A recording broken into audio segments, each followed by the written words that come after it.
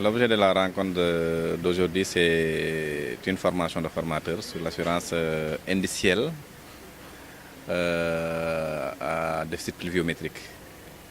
Donc, on a réuni ici l'ensemble des relais des organisations paysannes et aussi les animateurs de l'ANCAR pour les renforcer leurs capacités sur l'assurance agricole, notamment l'assurance indicielle à déficit pluviométrique. L'année dernière, vous savez que nous sommes dans un contexte où on parle de plus en plus de changement climatique, donc qui impacte sur la pluviométrie. Et vous savez que nous travaillons avec des organisations paysannes dont l'activité majeure tourne autour de l'agriculture, surtout l'agriculture pluviale. Donc l'agriculture pluviale est soumise à cet aléa climatique où on ne maîtrise pas la pluviométrie.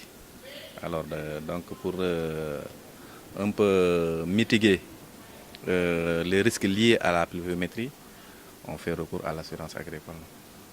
C'est pourquoi l'année dernière, on a enrôlé, accompagné un lourd test d'organisations paysannes, il y en avait 7, dans la zone de Koussanar et de Sinthioumalem, en partenariat avec le PAM et la CNAS. Donc ces 7 OP ont été accompagnés, sensibilisés sur l'assurance agricole, l'intérêt de l'assurance agricole par rapport à ce contexte de changement climatique.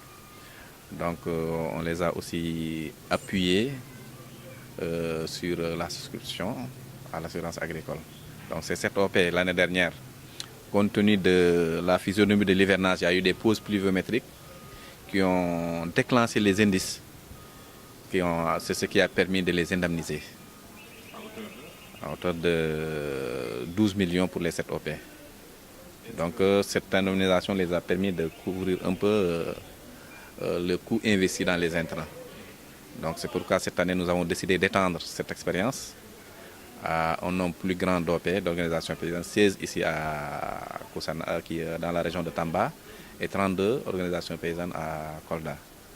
Donc ce qu'on est en train de faire aujourd'hui, c'est la formation, comme je l'ai dit tantôt, des représentants de ces 16 OP sur tout ce qui tourne autour de l'assurance agricole.